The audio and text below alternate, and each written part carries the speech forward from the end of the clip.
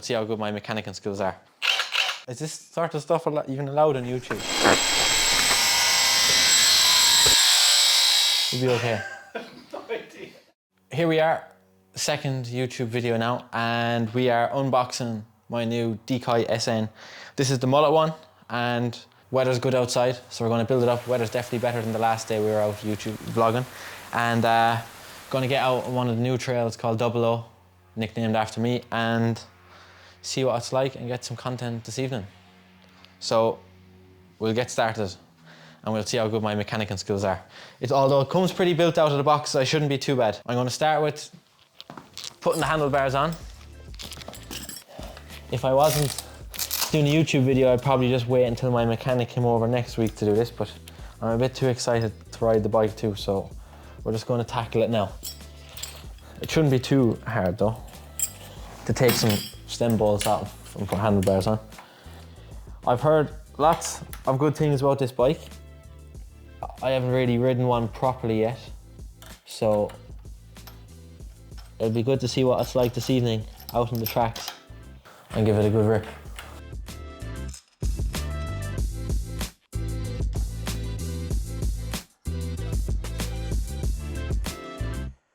For people that don't know, although everybody probably does know, I only found this out a few years after using rental stuff. You're actually meant to have, oh no, never mind, I'm actually after making the first mistake already after putting the stem on. But the bottom clamp has to be tight, flush. And then the gap is between here. So you do up the bottom bolt tight as it'll go, and then you tighten the top one, which I used to always wonder, oh, why are my bars rolling back? Because I didn't tighten the stem properly. Just a quick tip.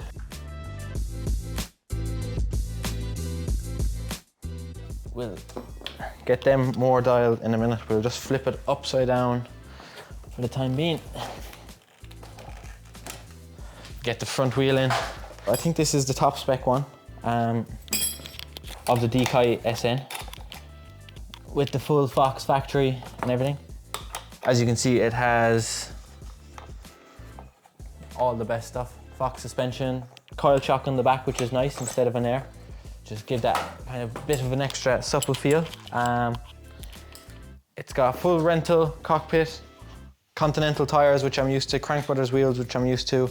Just need to put on my own TRP brakes, which we'll do for the next day. We'll just ride the bike how it is today, straight out the box, and see what it's like. This is going to be a fast bike build. We're on 2 wheels already.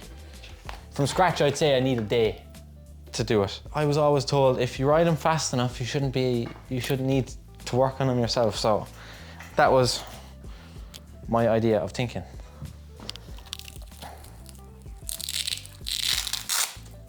It's nice that it comes pretty much built. We just need to put air in the forks, pedals, and set the handlebars up. What would really top this off is if it had gold 38 lowers.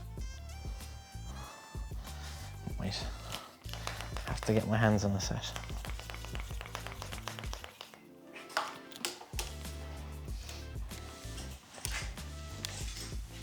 Where should you run in the car?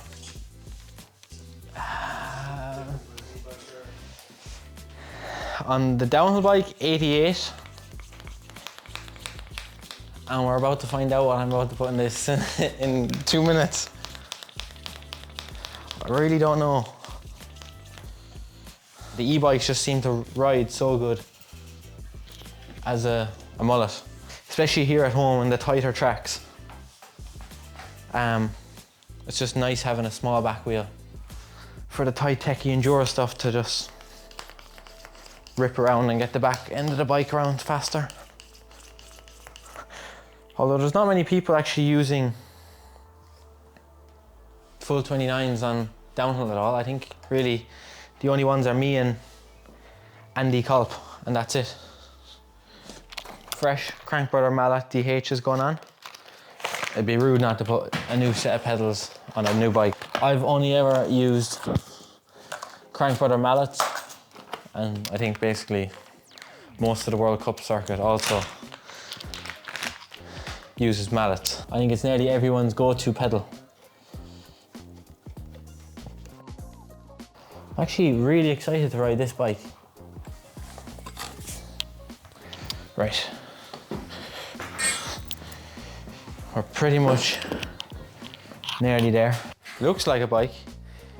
I couldn't find the pipe cutter, so some people probably won't be too impressed with what I'm about to do, but we're about to take the angle grinder to the handlebars. I'm just going to get safety first and get a pair of, I'll just take a pair of Oakleys from here.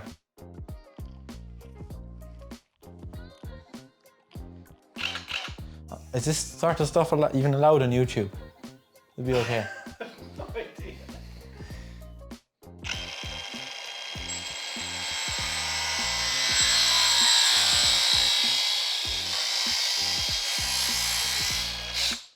That's definitely not a straight cut anyway. Right, that stinks. Jesus. We've definitely got a bit of filing to do. Right, I've seen worse. I could have definitely done a worse job. My mechanic's going to be watching this and he's going to be like,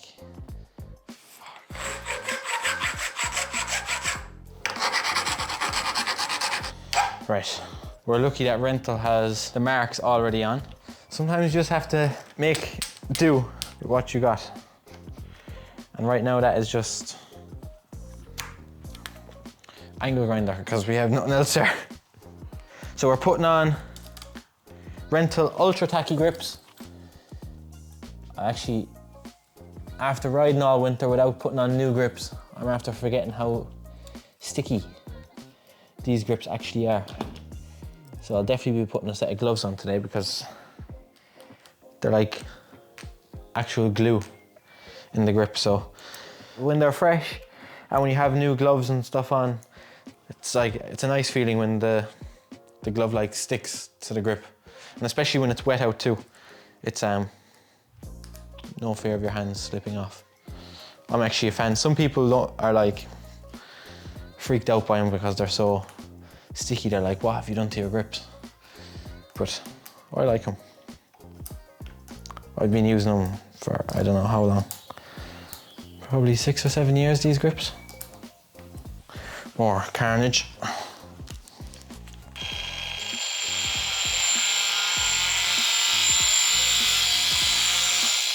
People are going to be watching this like, this guy should not be allowed new stuff. Right, we're good.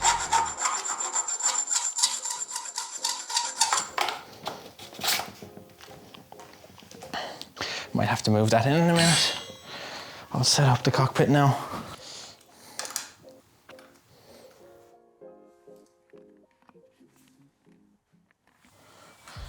These are quite high-rise handlebars, aren't they? Not sure what height rise they are, but usually I run 30mm rise. I'm not sure if they're higher or not.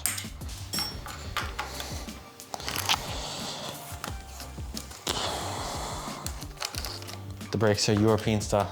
That's the one good thing about SRAM. A quick fix today, you can just swap the levers around. You don't have to take the hoses out or anything. Yeah. They're like universal, which is nice.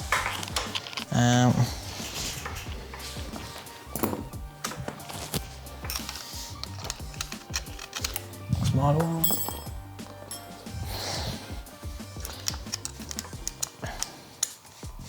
What size Allen key is this? What's the Torx? Right, it's going down on its side. Stuff's getting serious. As you can see, we don't really have the perfect tools for this, but we're making it work. Right, we're on now. That's tightened, that's moved in. Grips against there. We're back. It'll also be interesting to see how long the battery lasts in this bike. With it being the smaller one. And it's got electric gears in this one too, which is nice. thought I would have been faster at this than what I was. Tighten this one.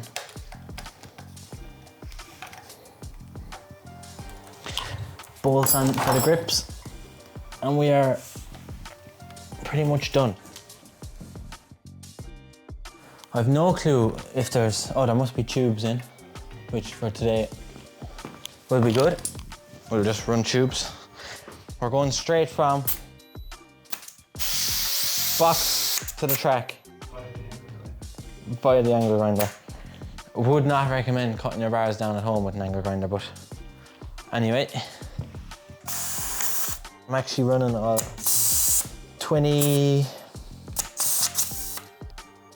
24 in the front and 27 in the back. It's kind of what I kind of run, give or take a PSI or so.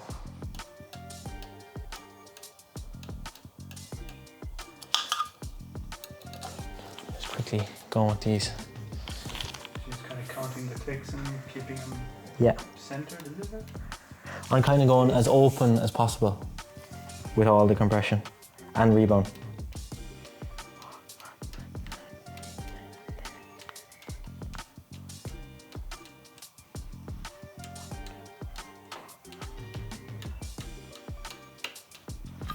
That's the shot.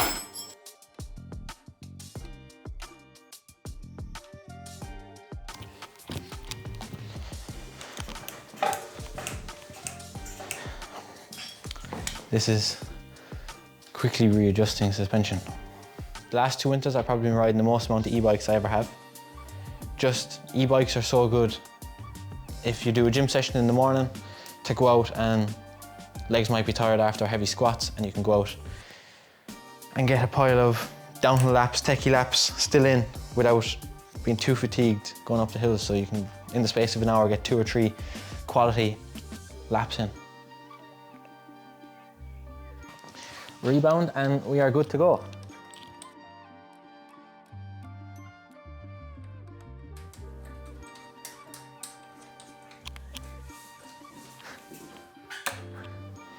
Pressure cap on. And that is bike ready. I'm proud of that. So it's the new motor in this one, and it's all done by a little thumb switch here, which goes, I'm actually not too sure what they call the modes, but there's 3 different modes in it. And I rode it around, and there's actually, if you hold it, I need to look in the box, but if you hold it a certain way, or like press down on it, it gives you 15 seconds of boost. While you're cycling like, almost like an extra turbo. So I think that's turbo, the max one. That must be like trail, eco, and off. That must be boost mode with it flashing. We'll figure that out as we ride it. Time to get helmet on and see what it's like. It's not even heavy for an e-bike.